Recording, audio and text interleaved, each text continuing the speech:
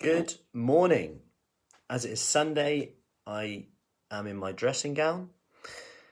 So, hope you are well. If you're coming in, give me a hello and let me know you are watching, whether it's live on the replay.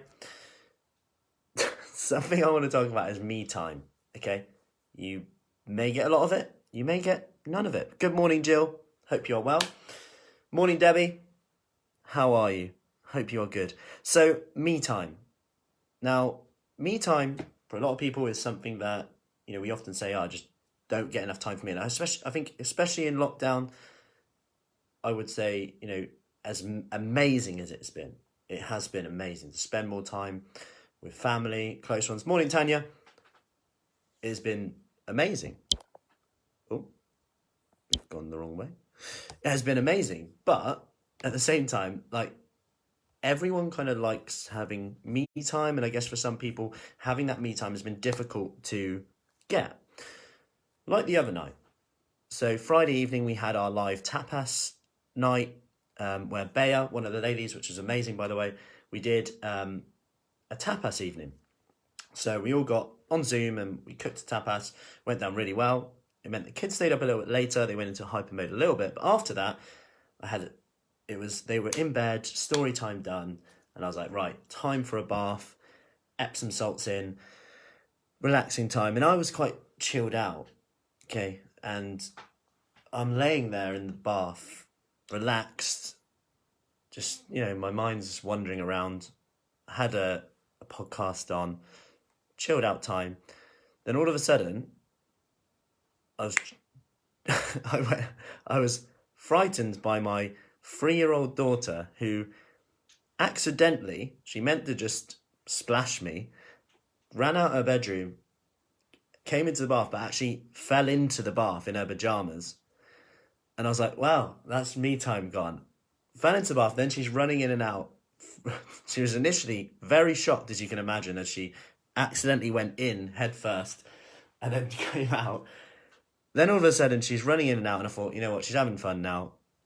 I'll just let her in out. I'll have another 5 minutes in the bath. I've just got in it, albeit there's now pajamas being in it. Probably not as clean as it was, but I'll let her run in and out. She's having fun. Then I noticed that she was running in and out, having a bit of fun, and then she didn't come back in. And I was thinking, where's she gone now?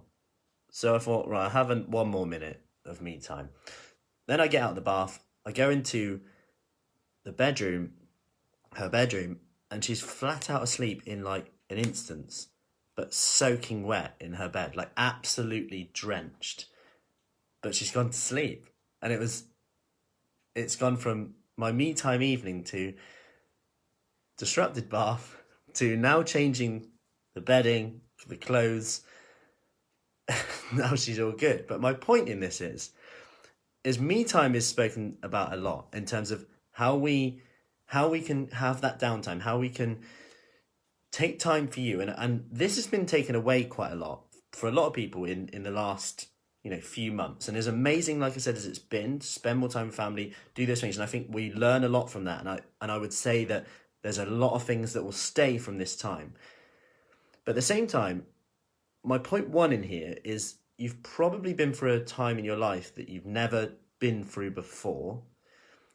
And to compare your habits in terms of how you would snack, how you would be with others, how your mindset, your motivation, your willpower, to compare that pre-lockdown to during the lockdown is a very unfair test. And I would encourage you to actually look at what habits you've gained from it in terms of what can you gain and learn from it going forward, as things start to open up. What have you actually learned from it in this? And two, sometimes things don't go to plan. And actually, in this whole thing, the biggest thing I've learned is you can always, if you think about how you can respond to a situation, how you can adapt to a situation, you're always going to learn something and actually get better from doing it. Because you can't control every situation. You can't control what's going on, but you can control your response to it. And I'm going to put something in the comments because this is the control circle, if you've ever seen it before, in terms of where you spend your most energy on. Because if you can't find me time in your day, if you feel like sometimes you just, work, then this and that, there's loads of demands on you, this control circle just helps you know where you can spend most of your energy to make sure that energy is spent almost subconsciously on you without having that time to do that.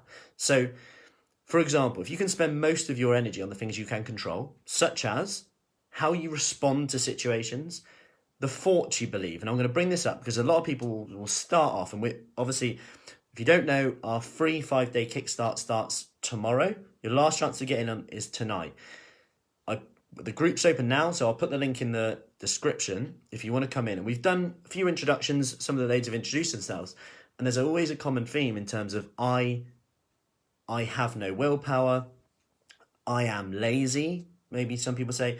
And this is an interesting thing because we cannot choose or control everything, but we can choose the thoughts we believe. So we maybe can't choose the thoughts that pop in our head, but when you ask the question, okay, who would I be if I didn't believe that thought? Okay, if I didn't believe I was lazy, what would you do? What would you do if you were someone who didn't believe you were lazy? Because sometimes I would go as far as saying we are lazy when we want to be, in terms of someone could go about their day like working long hours, doing everything for everyone else, shopping for family, making sure parents are okay. This is like a chat I had the other day. But then when it comes to exercise, it's like we feel like, and whenever you say you feel like, you're using an analogy. We feel like we're lazy. You can't really feel like you're lazy, right? You either are or you're not. So someone will feel like they're lazy, but in reality, you're just a bit tired, bit stressed, and you've set yourself an expectation that you need to do an hour's exercise. And one of the biggest breakthroughs for one of the ladies was that, I can actually do 10 minutes and be okay with that. And that sounds really small, but that is huge because now they only need 10 minutes to get their me time, to get their time for them to refresh. So just the power of having those thoughts and choosing the ones you believe, and just be really aware of them. Right, that thought's popped into my head. Should I believe it or not? Imagine having that ability. Not going to happen overnight. Keep questioning it. Just keep being aware of it. That's the key thing. Can you send me the link, Matt? What for? The 5-day Kickstart or the control circle? So the next thing is, then you can focus your energy on what you can influence. So remember, you can't control these things, but a bit of your energy can go on to these things. So you can influence what your friends and family say or do. You can influence the weighing scales, but you cannot control it.